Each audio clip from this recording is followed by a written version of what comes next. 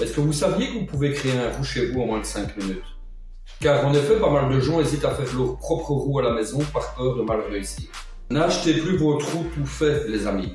Souvent, ça coûte cher et de mauvaise qualité.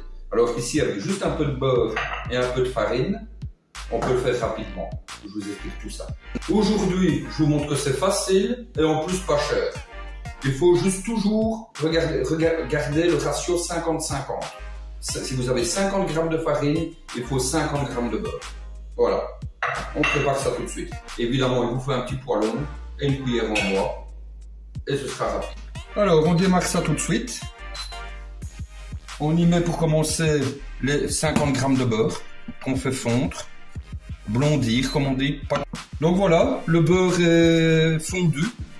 On va venir directement rajouter notre farine. Donc j'ai mis 50 g de beurre plus ou moins et on va venir rajouter les 50 g de farine directement.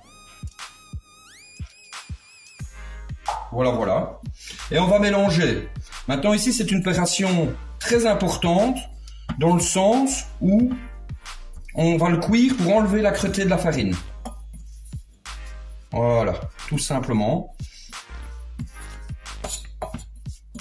Et voilà, mon roux est déjà prêt, mais je continue à le cuire quelques minutes à feu doux moyen. Pour vraiment, donc, comme je vous l'ai dit, parce que la farine c'est très très âcre, on veut enlever ce côté acre. Attention aussi les amis qu'il y a deux écoles. Vous voyez ici, moi j'ai un roux vraiment en petites boulettes, grains boulettes, on va dire ça comme ça. Si vous voulez plus un roux pommade, pour d'autres usages, vous mettez juste un tout petit peu moins de farine et vous aurez une pommade. Moi ici je fais un roux comme ça je peux le conserver au frigo plus facilement. Voilà, dans une petite boîte. Vous voyez le résultat, vraiment un roux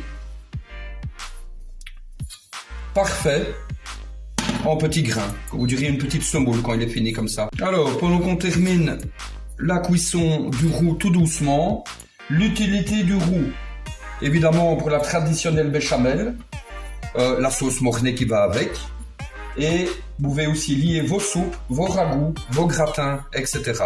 Ça évidemment plein d'usages, quoi. Et voilà, là le roux est terminé.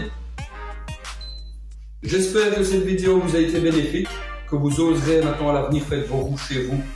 Vous voyez que c'est très rapide, très facile et pas cher.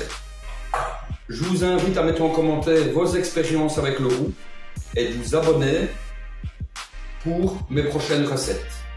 Donc oui, abonnez-vous, pourquoi? Parce que demain, avec ce roux-ci, on fait la béchamel et la mornay. Salut, fieu!